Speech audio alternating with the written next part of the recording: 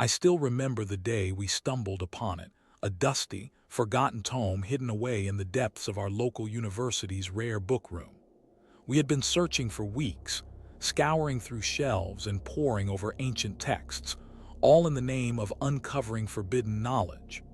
Our group, consisting of myself, Alex, Sarah, and Emily, had been together since our first year of study, bound by a shared fascination with the occult. The book was titled De Verbis Antiquis, Latin for the ancient words. Its leather cover creaked as I opened it, revealing yellowed pages filled with arcane symbols and illustrations that seemed to leap off the page.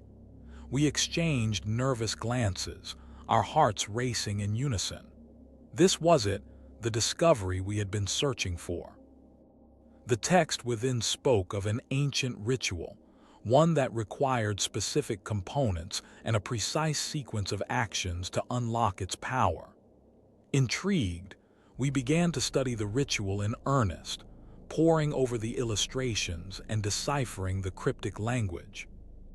As we delved deeper into the ritual, a sense of unease settled over us.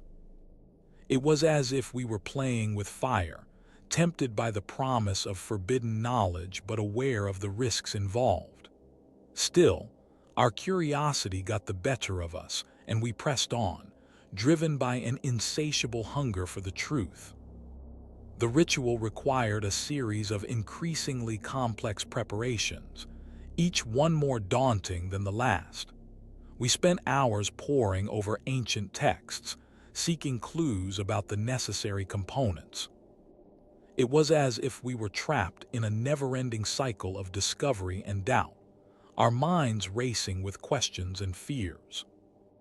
And yet, despite the growing sense of unease, I couldn't shake the feeling that we were on the cusp of something momentous, something that would change us forever.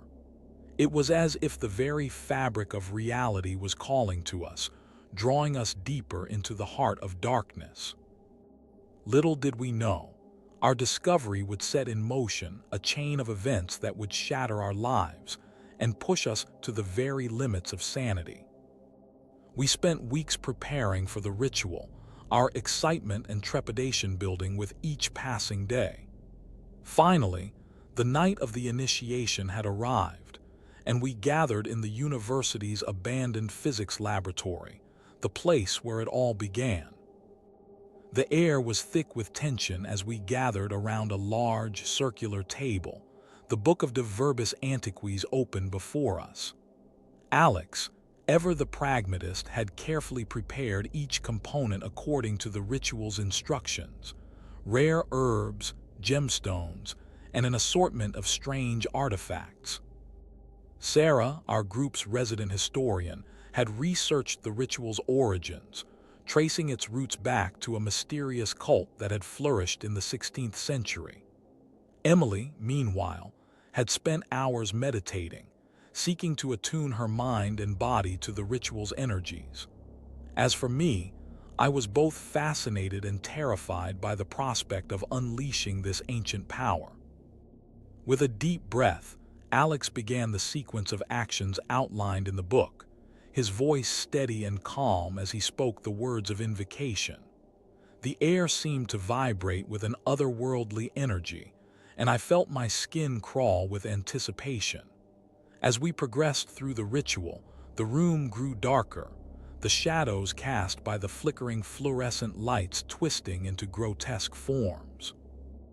It was then that I saw it, a faint, pulsating glow emanating from the center of the circle where Emily sat cross-legged on a cushion. Her eyes were closed, her face serene, but there was something about her that seemed off. The glow grew brighter, illuminating her body with an ethereal light. "This is it," she whispered, her voice barely audible over the pounding of my heart. "We're here." As I watched in horror, Emily's eyes snapped open and she rose to her feet, her gaze fixed on some point beyond our circle. "It's waiting for us," she said, her voice dripping with an unholy excitement. And then everything went black. As I came to, I was disoriented and groggy, my mind foggy with confusion. I slowly sat up, looking around the laboratory in a daze. The others were scattered around me, their faces pale and drawn. Emily was nowhere to be seen, but I could feel her presence like a dark shadow looming over us all. Alex was muttering to himself, his eyes fixed on the book which lay open on the table before him. Sarah sat in a corner, her back against the wall, her face ashen. The air was thick with an unnatural silence, and I could feel the weight of our discovery bearing down upon us. I stumbled to my feet, my heart racing with fear. What happened? I asked, trying to keep my voice steady. Alex looked up at me, his eyes wild with excitement. "We unlocked it," he said, his voice barely above a whisper. "We accessed the forbidden knowledge." The words sent shivers down my spine. "What did you learn?" I asked, my curiosity getting the better of me. Alex hesitated, as if unsure how to proceed.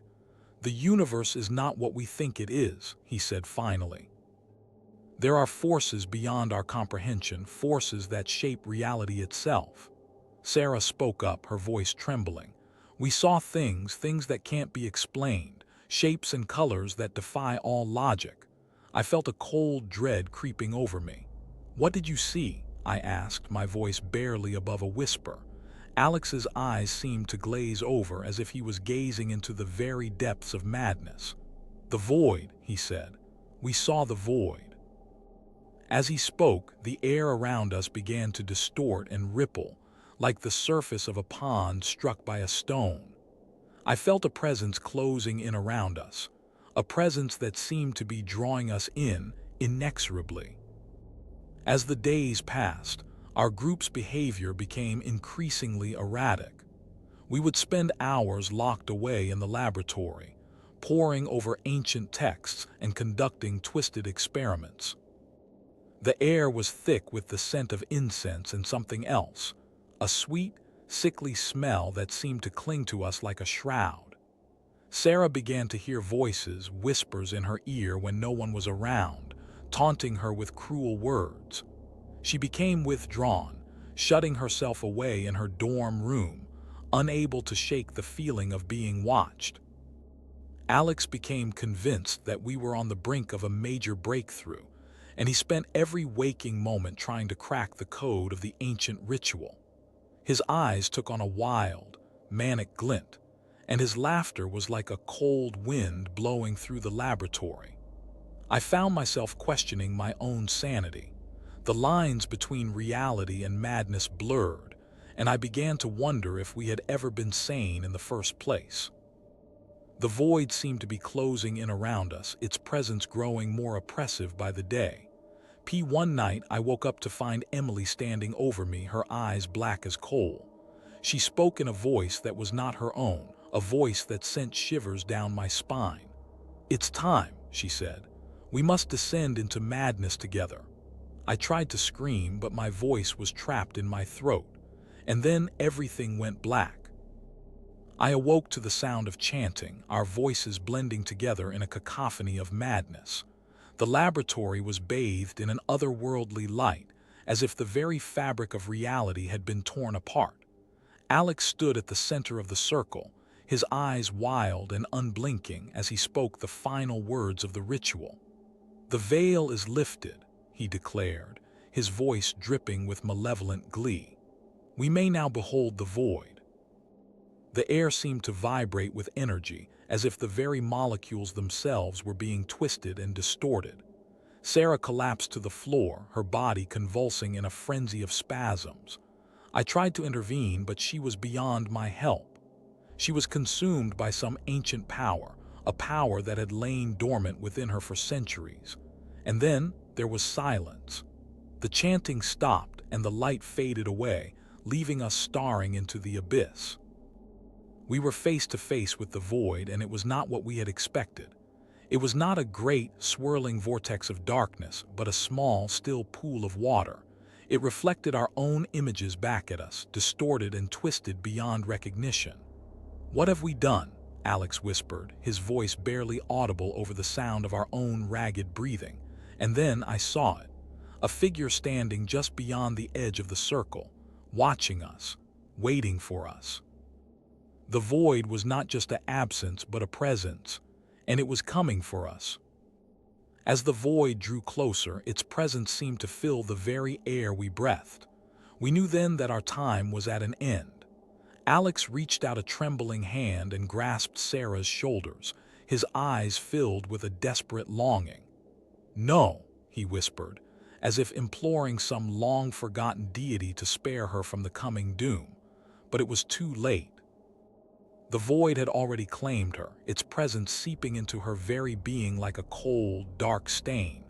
She was no more than a shell of her former self now, her eyes empty and vacant, as if she were staring into the abyss with us. And then Alex turned to me, his gaze burning with an unholy fervor. "It's time," he whispered, his voice dripping with an unspoken malevolence. "The ritual must be completed." I tried to resist, but it was no use. He grasped my arm and pulled me towards the center of the circle, as if I were a puppet on a string. The void loomed before us, its presence suffocating and crushing. And then Alex spoke the final words of the ritual, his voice echoing through the laboratory like a death knell. "The sacrifice is complete." As he spoke, Sarah's body began to twitch and convulse, her eyes flashing with an otherworldly energy. She was no longer human anymore, but a vessel for some ancient, malevolent power. And then she spoke, her voice like a rusty gate creaking in the wind. "I am the first sacrifice," she whispered, as if to confirm Alex's words. "And soon you will follow." The void seemed to laugh at our misfortune, its presence growing stronger and more oppressive by the second. I knew then that we were doomed, trapped in a living nightmare from which there was no escape. As the void continued to grow in power, Alex's eyes gleamed with an unholy light. He had unlocked the secrets of the ancient ritual, and now he was ready to unleash its full fury upon us. "We must proceed," he said, his voice dripping with malevolence. "The sacrifice is complete, but the true ritual has only just begun." Sarah's body began to contort and twist, her limbs elongating like rubber as she was transformed into a vessel for the ancient power. I tried to resist, but it was too late. Alex reached out and grasped my arm, his grip like a vice. "You must join me," he said, his eyes blazing with an otherworldly energy. "Together, we can unlock the secrets of the void." I struggled against his grasp, but it was no use. He pulled me towards Sarah's twisted form as if I were a puppet on a string. The void seemed to pulse with energy, its presence suffocating and crushing. And then, Alex spoke the final words of the ritual, his voice echoing through the laboratory like a death knell. "The veil is lifted," he declared. "We may now behold the true nature of the universe." As he spoke, the world around us began to distort and twist, reality itself bending to accommodate the void's power. I saw things that no human should ever see. Galaxies twisted into impossible shapes, stars burning with a fire that was not of this world, and creatures that defied all logic and reason. And at the center of it all, Sarah's body glowed with an otherworldly energy, as if she were the very embodiment of the void itself. The laboratory was bathed in an eerie, pulsing light, as if the very fabric of reality had been torn apart. Alex stood at the center of the room, his eyes blazing with an otherworldly energy. "We have reached the sanctum sanctorum," he declared, his voice dripping with malevolent glee. "Here, we shall unlock the secrets of the void and claim its power for ourselves." Sarah's body glowed with an intense, pulsing light, as if she were a beacon guiding us towards the unknown. I felt a sense of dread creeping over me, as if we were standing on the edge of a precipice from which there was no return.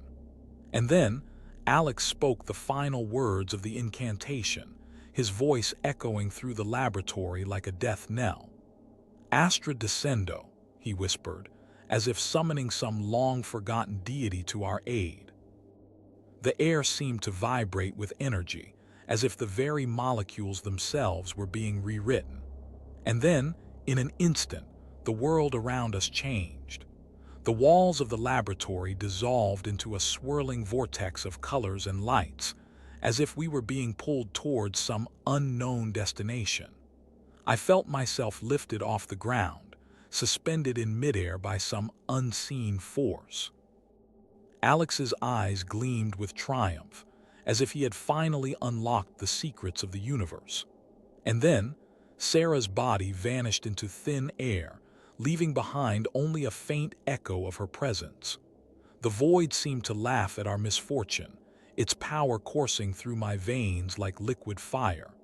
I knew then that we were lost forever, trapped in a living nightmare from which there was no escape. As I floated through the vortex of colors and lights, I felt myself being pulled towards a realm beyond the veil of reality. The void's power coursed through my veins like liquid fire, burning away all sense of self and identity. I was no longer me, but a mere vessel for the ancient power that had taken hold of us. Alex's laughter echoed through my mind, his voice dripping with malevolent glee as he whispered, "You will never return," in my ear. The world around me dissolved into chaos, colors blending together in a mad swirl of light and sound. I felt myself being stretched and twisted, my very fabric torn apart by the void's power. And then, suddenly, I was through. On the other side of the veil, I found myself in a realm that defied all logic and reason. Stars burned with fiery intensity, galaxies twisted into impossible shapes, and creatures lurked in the shadows, their eyes glowing like embers from some long-dead fire. Alex stood before me, his eyes blazing with triumph as he whispered "Welcome home" in my ear. And then I saw her, the one who had been our guide all along, the one who had led us to this place. She was beautiful, her skin shining like alabaster, her hair a wild tangle of silver and gold. But it was not her face that I saw, but the void itself that stared back at me from within her eyes. The void that had taken hold of us all, the void that would never let us go. As I stood before the void, Alex's eyes gleamed with an otherworldly intensity.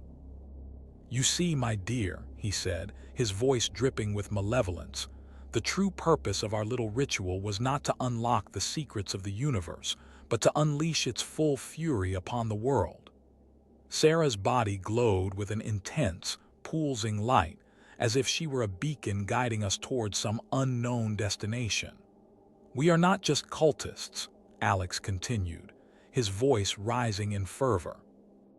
"We are the harbingers of a new era, one in which the veil between worlds is torn apart and the void is unleashed upon humanity." The creatures that lurked in the shadows began to stir, their eyes glowing like embers from some long-dead fire. They seemed to be drawn to us, as if they too were hungry for the power of the void. And then I saw it, a vision of the world as it would be, a world consumed by darkness and chaos. The sky was a deep, burning crimson, the oceans boiling with an otherworldly energy. Cities lay in ruins, their steel spires twisted and tangled like the roots of some long-dead tree. And at the center of it all, the void pulsed with an intense, fiery power. "This is our vision," Alex said, his voice dripping with triumph. "A world in which we are the masters and humanity is reduced to mere cattle." I felt a chill run down my spine as I realized the true nature of our cult's intentions. We were not seekers of truth or wisdom, but agents of chaos and destruction. And then, Sarah's body vanished into thin air, leaving behind only a faint echo of her presence. The void seemed to laugh at our misfortune, its power coursing through my veins like liquid fire. As the void's power grew, it began to take on a life of its own. It pulsed with an intense, fiery energy, as if it were a living thing consumed by its own hunger. The creatures that lurked in the shadows seemed to be drawn to us, their eyes glowing like embers from some long-dead fire. They moved closer, their twisted bodies writhing and twisting like living things. Alex's eyes gleamed with an otherworldly intensity as he whispered, "The time of reckoning is upon us," in my ear. The air grew thick with an unholy energy, as if the very fabric of reality was being torn apart. I felt myself being drawn into the void, my soul being pulled away from my body like a moth to flame.